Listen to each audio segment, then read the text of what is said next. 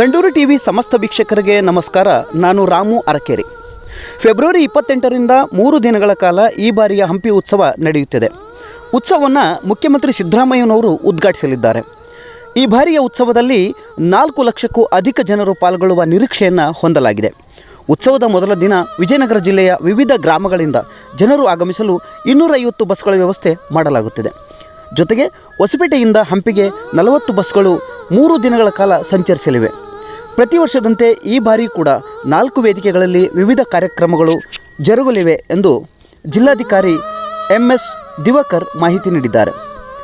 ಸಂಸದ ತುಕಾರಾಂ ಅವರು ಹಂಪಿ ಉತ್ಸವಕ್ಕೆ ಆಗಮಿಸುವ ಅಖಂಡ ಬಳ್ಳಾರಿ ಜಿಲ್ಲೆಯ ಜನತೆಗೆ ಸ್ವಾಗತವನ್ನು ಕೋರಿದ್ದಾರೆ.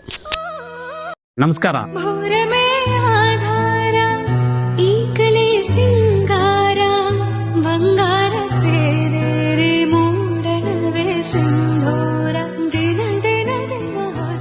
ವಿಶ್ವ ಪಾರಂಪರಿಕ ತಾಣ ನಮ್ಮ ಕರುನಾಡಿನ ಕಲೆ ಸಂಸ್ಕೃತಿಯ ಮುಕುಟಮಣಿ ತಾಯಿ ಭುವನೇಶ್ವರಿ ಪಂಪಾ ವಿರೂಪಾಕ್ಷೇಶ್ವರನ ತಪೋವನ ಮಹಾ ಉತ್ಸವ ನಮ್ಮ ಹಂಪಿ ಉತ್ಸವ ಇದೇ ಫೆಬ್ರವರಿ 28ರಿಂದ ಮಾರ್ಚ್ 1-2 ಸೇರಿದಂತೆ 3 ದಿನದ ಕಾಲ ಜರುಗಲಿದೆ.